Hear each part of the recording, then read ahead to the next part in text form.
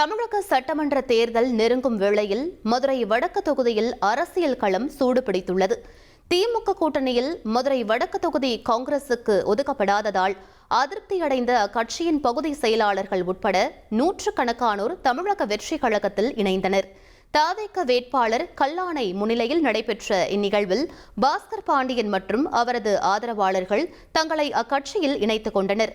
பிறகு செய்தியாளர்களிடம் பேசிய கல்லானை, காங்கிரஸ் மாநில நிர்வாகிகள் முதல் தொண்டர்கள் வரை அனைவரும் விஜய் அவர்களுடனான கூட்டணியையே விரும்பியதாக தெரிவித்தார். மதுரையில் காங்கிரஸ் கட்சியினர் தவிகவில் இணைந்தது இது முதல் புள்ளி, இதுவே வெற்றி புள்ளியாக மாறும் என குறிப்பிட்ட அவர், கட்சியில் இணைந்தவர்களுக்கு உரிய அங்கீகாரம் வழங்கப்படும் என்றும் உறுதிபட கூறினார்.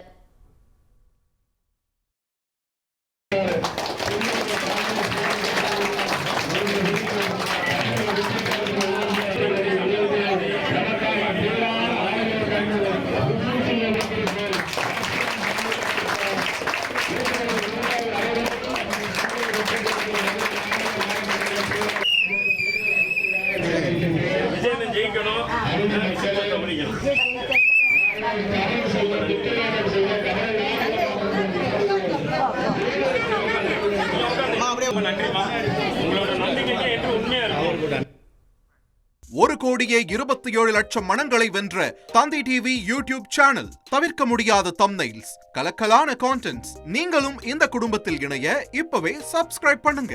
அசுரபலம் கொண்ட எங்கள் டிஜிட்டல் கரங்களில் உங்கள் விளம்பரங்களை சேர்க்க வாட்ஸ்அப் பண்ணுங்க. 8939888838. Email advtthanditv@dttv.in.